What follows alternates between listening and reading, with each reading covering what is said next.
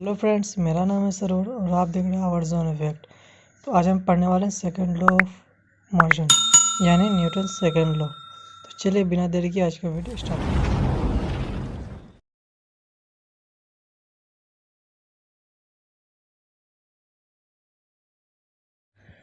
Second law of motion, ठीक है।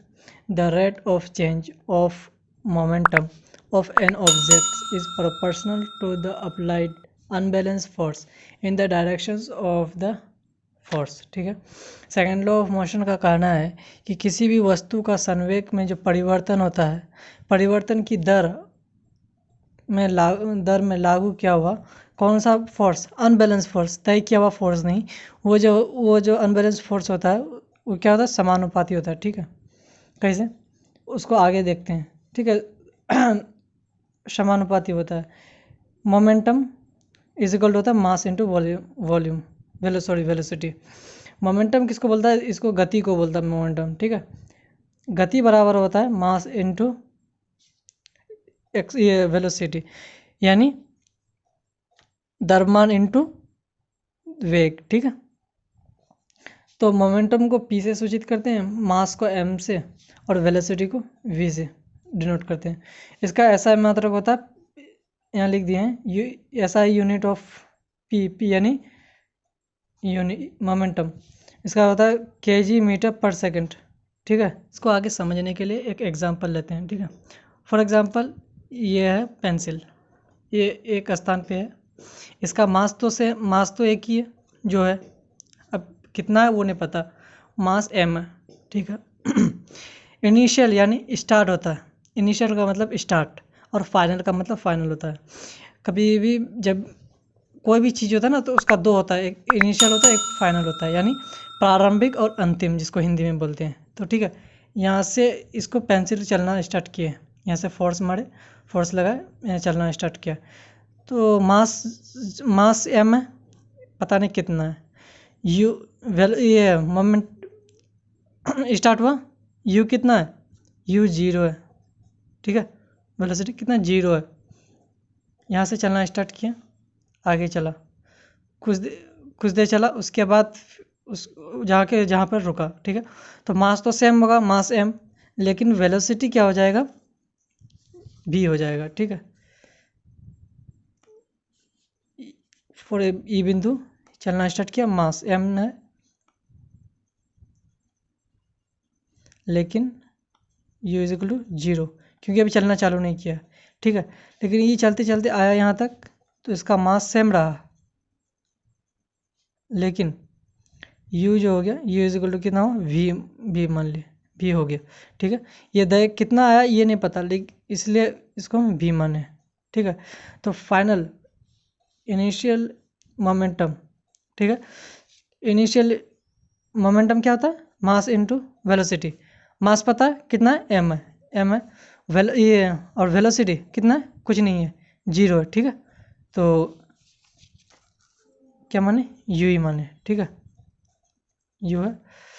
उसके बाद फाइनल वेलोसिटी यानी जहाँ तक पहुँचा, फाइनल मोमेंटम कितना, मास तो m ही रहा, और v, u कितना, u is equal to v है, ठीक है।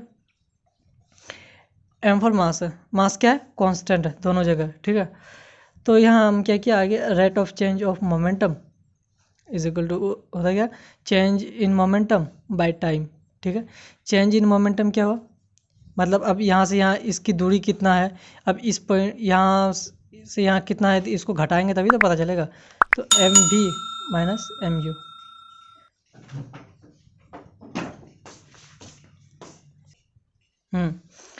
तो हमेशा बड़ा से छोटा को घटाया जाता है, इसलिए बड़ा लिए माइनस छोटा बाय टी, टी टाइम है, ठीक है। टाइम कितना है पता नहीं, इसलिए टाइम को टी माने हैं, ठीक है। तो इसको दोनों का यम कॉमन आता है, यम भी माइनस यू, ठीक है। तो अप्लाइड, अब इसमें जो फोर्स जो लगाए हैं तो वो भी तो दिखाना पड़ेगा ना, कितना फोर्स लगाए हैं, ठीक है। अप्लाइड फोर्स क्या, एफ है, ठीक है। एफ इज इक्वल टू, इसको पूरा बैठा दिए, फोर्स इज इक्वल टू, तो एफ इज इक्वल होता है के एम माइनस भी माइनस यू बाई टी। के क्या है, कांस्टेंट है किस चीज़ का, प्रोपोर्शनल का, प्रोपोर्शनल ऑफ कांस्टेंट के है, ठीक है। तो v minus you by T. अब हम लोग को पता है कि एक्सेलरेशन इज इक्वल टू होता है v minus you by T, ठीक है, होता है v माइनस टी। इसको इक्वेशन 1 मान लिए या इक्वेशन ए जो भी लिखना है लिख सकते हो आप, आपकी इच्छा है, ठीक है। ये इतना तो आपको समझ में आ गया। बाकी ये जो चीज़ है आपको हम समझाने के लिए किए हैं, इसको एग्ज़ाम में लिखने की ज़रूरत नहीं है, ठीक है।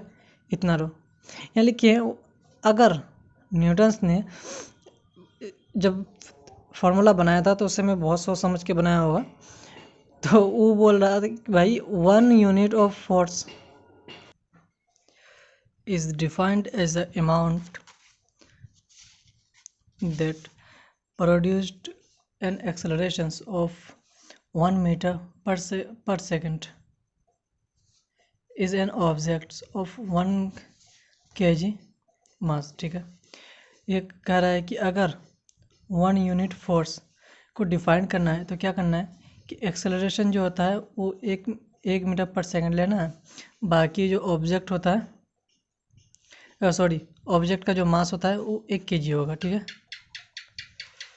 तो 1 यूनिट ऑफ मास, ठीक है, के इंटू के कहाँ है, कांस्टेंट है, 1 kg मास है, मास कितना है 1 kg, और ए बचा एक्सेलरेशन कितना है 1 मीटर पर सेकंड। द वॉल्यूम ऑफ के बिकम्स 1। अब जो वैल्यू जो होगा के का वो एक आएगा, कैसे, 1 इंटू 1 इज इक्वल टू 1, और फोर्स कितना है एक है, 1 इंटू 1 इंटू 1, अब 1 हुआ, अब 1 से डिवाइड करेंगे तो 1 होगा इज इक्वल टू के, ठीक है। इन इक्वेशन 1 अब के एक आया, एक को इतना से अगर मल्टीप्लाई करेंगे तो इतना ही आएगा, बात बराबर। तो यही तो हम लोग को चाहता था, F is equal to m a, Newton का सेकंड लॉ यही कहता है, ठीक है। इसका ऐसा यूनिट होता है, ऐसा यूनिट ऑफ फोर्स क्या होता है कि केजी मीटर पर सेकंड, ठीक है।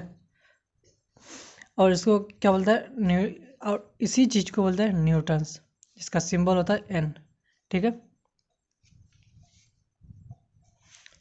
तो आज का यही तक सेशन था, फिर कल लाएंगे हम न्यूटन्स थर्ड लॉ, लेकिन उससे पहले एक मैथ्स है जो कि आपको कितना समझ में आया कितना नहीं आया, इसको हम समझने के लिए आपको एक मैथ्स दिए हैं कि आप उसको मैथ्स को बना के लाइएगा, ठीक है। कितना समझे इसको चेक करने के लिए ये क्वेश्चन दिए हैं, आप सबको अपना अपना बना के आंसर में कर सकते हैं, या फिर टेलीग्राम का नीचे लिंक दिया हुआ रहेगा, आप उसमें SMS कर सकते हैं।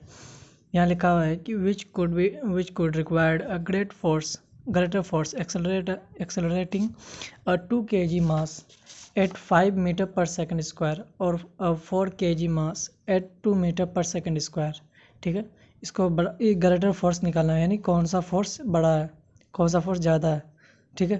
तो ये निकालना है, और इसको आप जैसे भी बनाइए, नहीं बना पाइएगा तो कोई बात नहीं, हम अगले वीडियो में बनाएंगे, ठीक है। फिर मिलते हैं अगले वीडियो में, बाय।